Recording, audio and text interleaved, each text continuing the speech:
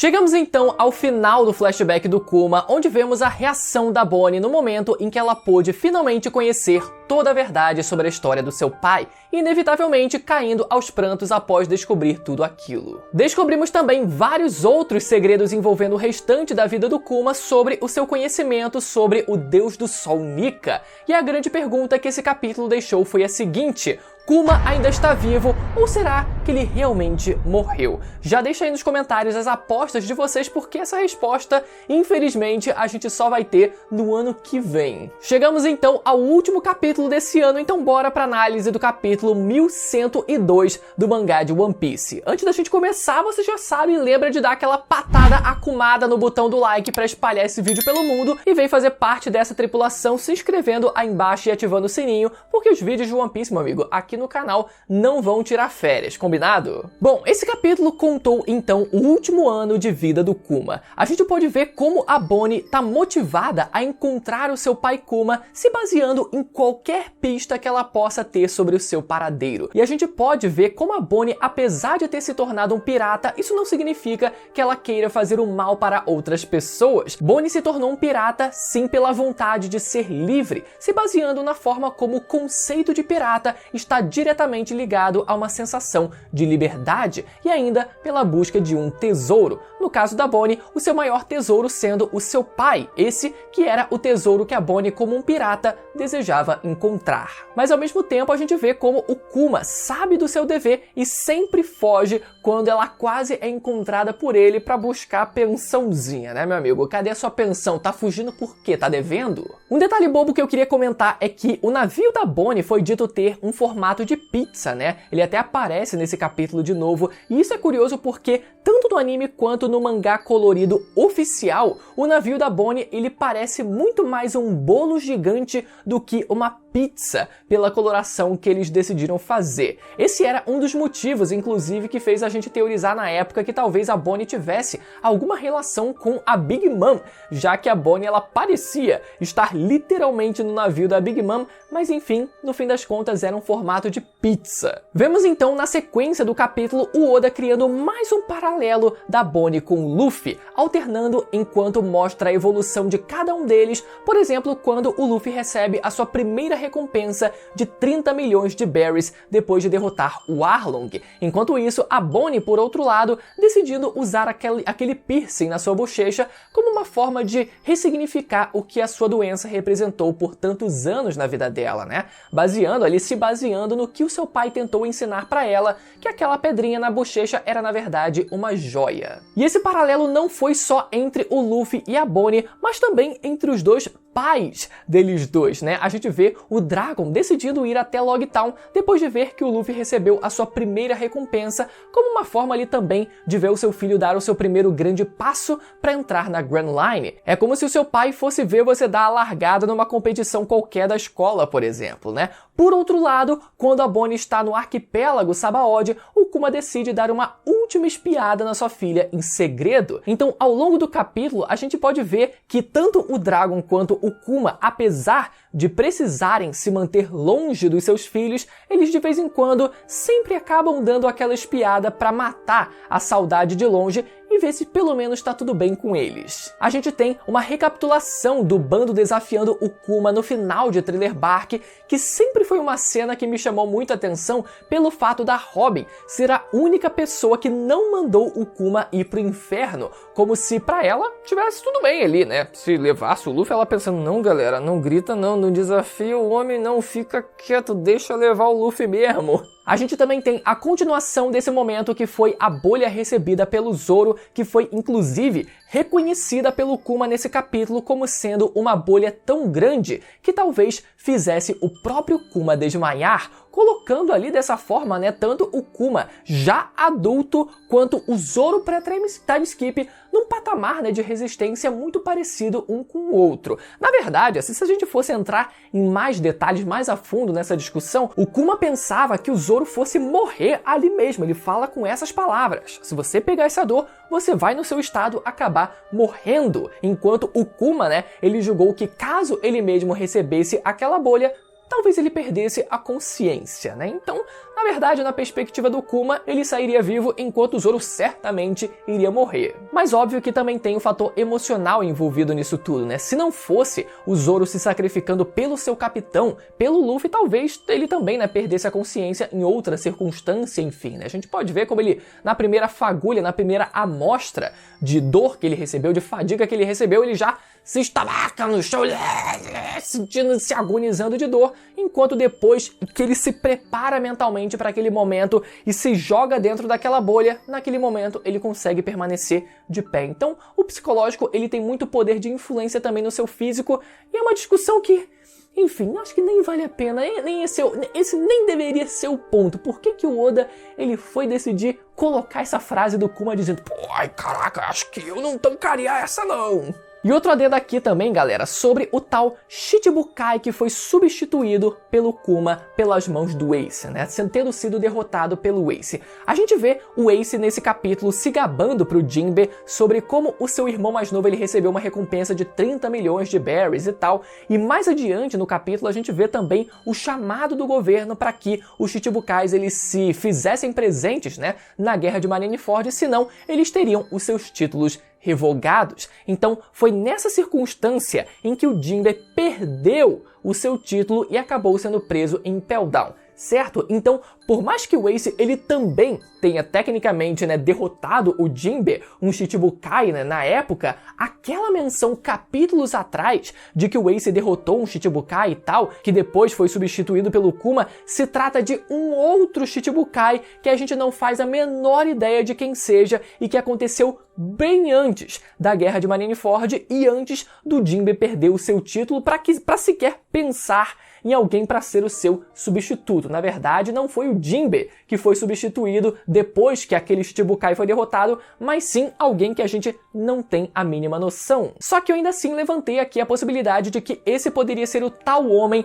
marcado pelas chamas e que parece, né, ter acesso ao último Road Poneglyph, já que ele foi derrotado pelas chamas do Ace. Então, uma coisa ali, cara, eu só consigo pensar nessa possibilidade, enfim. Seguindo o capítulo, então, descobrimos que o Kuma testemunhou a palavra de Nika que foi cravada no rosto do Tenryubito São Carlos em Sabaody. Então, somando tudo o que ele já vinha testemunhando do Luffy, o fato dele ser um garoto de borracha, o fato dele ser filho do seu líder Dragon e ainda alguém que desafiou o governo mais de uma vez, o Kuma ele chegou à conclusão de que talvez aquele garoto fosse salvar o mundo um dia. Então esse foi o estopim para que o Kuma ele decidisse interferir e salvar a vida do Chapéu de Palha no arco, né, no arquipélago de Sabaody. E uma coisa interessante que o Kuma diz é que eles chegaram cedo demais, né, por ainda não serem, obviamente, né, fortes o suficiente para lidar com o nível de força que o Novo Mundo exige e que estabelece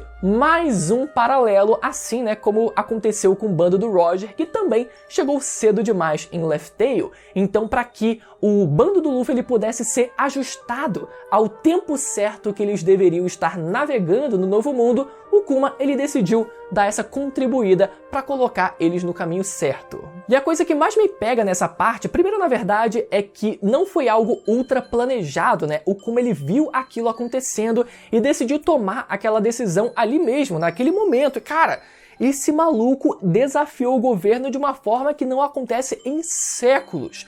Só pode ser ele, né? Baseado, né, nas outras evidências, ele pensa, cara, tem que ser ele, foi lá e deu uma ajudinha, né? Deu uma mãozinha literalmente pra ele. Mas o que mais me pega de verdade é aquilo que eu falei com vocês capítulos atrás. Quando o Kuma ele viaja pelo mundo em busca, né, de uma salvação para a sua filha, ele passa por vários lugares que posteriormente seriam os lugares onde o bando do Luffy viria a treinar. Mas naquele momento o Kuma ele pensava que tudo aquilo estava sendo uma grande perda de tempo, né? Porque em nenhum daqueles lugares ele conseguia encontrar uma salvação para a sua filha. Só que o que o Kuma ele não sabia é que todos aqueles lugares serviriam como um conhecimento de mundo para ele, né? Ele viajando pelo mundo, todos aqueles lugares serviriam de bagagem para ele, que só se provaria útil anos depois, quando ele precisou enviar o bando para aqueles lugares. E no caso do Kuma, a salvação que ele não encontrou em todos aqueles lugares, na verdade, foram exatamente os lugares que foram a salvação para aqueles que viriam a salvar a sua filha.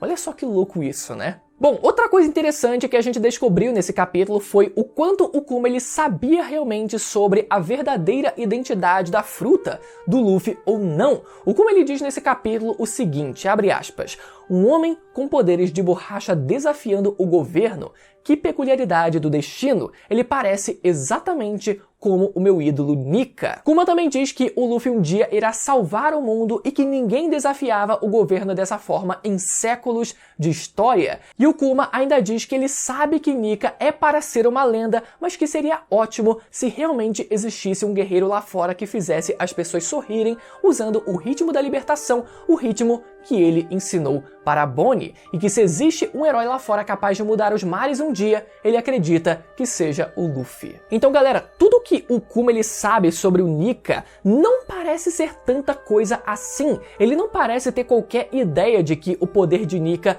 também tenha se tornado, né, uma Akuma no Mi, já que ele só faz uma associação com Luffy pela forma como Luffy e Nika se comportam de forma parecida, seja em ideais como em poderes, mas nenhuma informação relevante o suficiente para que ele ligue os pontos diretamente, né, que ele possa fazer uma associação concreta. Sempre fica no campo das ideias, ali no campo das crenças mesmo, né? Realmente parece que Nika, da forma como foi retratada na Bíblia, que o Kuma ele carrega, não passa de uma crença mesmo, né? Que ele acredita que talvez pudesse, né? Que ele gostaria que fosse verdade. Chegamos então no momento do capítulo em que Kuma está prestes a ter a sua consciência completamente apagada e temos então a melhor página desse capítulo e uma das melhores de todo esse flashback, que foi a página do Kuma correndo quando criança como um escravo, depois correndo como um pastor da sua igreja, depois correndo como parte do exército revolucionário e finalmente correndo como um pacifista, dando adeus à sua filha, sendo essa obviamente uma referência clara à forma como Nika fazia a sua dança. Vegapunk ainda tenta negociar com Saturno para tentar dividir a consciência do Kuma, mas ele não tem escolha a não ser obedecer a ordem que lhe foi mandada, e dessa forma ele puxa a alavanca que acabaria de vez com a vida do Kuma, dizendo que a vida de Kuma nunca causou mal a ninguém, mas que a sua morte com certeza iria machucar aqueles que o amam. E Kuma responde agradecendo por ele ter salvado a vida da Bonnie e pedindo para que, caso ele a visse novamente, para que ele desejasse um feliz aniversário de 10 anos para ela. Galera, esse final, eu confesso que eu me emocionei com esse final, galera. Depois de tudo isso, depois de todos esses capítulos de imersão, de uma imersão completa e extremamente detalhada da vida do Kuma, não tem como a gente não se emocionar com esse desfecho. Só que, galera, esse final com essa reação do Vegapunk me deixou muito crente de que realmente acabou pro Kuma. A forma como ele chora, a forma como ele se despede, não parece que foi uma despedida temporária ou algo que teria retorno, por exemplo, né? Mas sim uma despedida definitiva sem qualquer chance do Kuma voltar à vida. Mas, apesar dessa cena quase ter me convencido, eu ainda sigo acreditando que o Vegapunk tenha dividido a consciência do Kuma, mesmo sem o Kuma saber, mesmo com o Vegapunk chorando daquela forma. Parte da consciência do Kuma ainda pode ter sido inserida no robô do século perdido que despertou ao ouvir os tambores da libertação, como a gente bem viu, né? E eu vou me manter preso a essa ideia e apostar que sim, o Kuma ainda esteja vivo. Se o Vegapunk já sabia como dividir a consciência humana, no mínimo uma parcela da personalidade do Kuma ainda pode ter sido salva e transplantada para um novo corpo, galera. Ainda assim, o Kuma ele seria parcialmente morto, já que, né, a sua consciência teria sido dividida, mas pelo menos uma parte ainda teria sido mantida intacta, mesmo sem o Kuma saber e mesmo com essa reação que a gente viu do Vegapunk chorando e se despedindo horrores. Porque, ainda assim, mesmo que a gente tenha visto essa reação do Vegapunk que é completamente genuína, aquele choro não foi um choro de vou fingir que eu tô triste, vou fingir que eu tô matando o Kuma pra depois ali salvar a vida dele na encolha. Não, a reação dele foi genuína pelo fato de aquele ser o Kuma original, daquele ser o corpo verdadeiro do Kuma, de que parte da sua consciência ainda seria completamente apagada. Então, mesmo que o Vegapunk ele teoricamente saiba que parte da consciência do Kuma ainda fosse ser mantida viva, não tem como ele se segurar nesse momento, né? Vendo o seu amigo ser teoricamente morto. Bom, essas são as evidências para defender o meu ponto. Eu não vou ser só aqui emocional e dizer, não, claramente ele está vivo.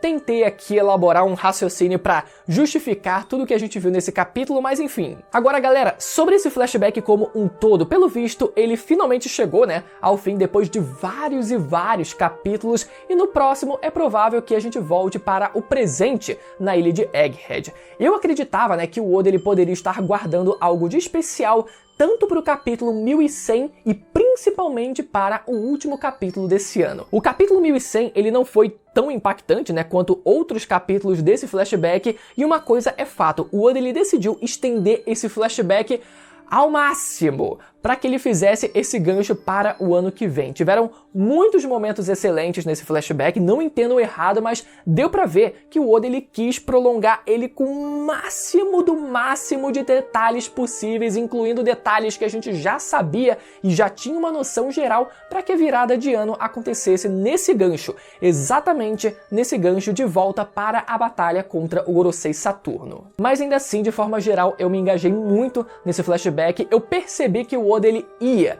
detalhar o máximo possível, então falei, mano, só me dá. Então, só me dá, vou tentar abraçar o que ele tem para me entregar. E com isso a gente teve vários e vários momentos super emocionantes, várias simbologias, paralelos muito legais que o Oda ele decidiu fazer, fora as revelações, né, e pequenos detalhes que mudaram muito da nossa percepção sobre vários dos acontecimentos em torno do bando do Luffy e do mundo de One Piece, né, também como um todo. Bom, para finalizar, eu vou recomendar para vocês, galera, um vídeo muito bacana que eu postei aqui recentemente no canal sobre uma teoria do que pode ser o tesouro One Piece. Essa é uma ideia muito recente e que me convenceu demais da primeira vez que eu vi, e eu decidi por isso, né, trazer ela aqui pro canal com uma edição bem caprichada, vocês vão ver. Ela vai aparecer agora na tela para você poder ir lá assistir desse lado aqui, beleza? Até a próxima, tchau!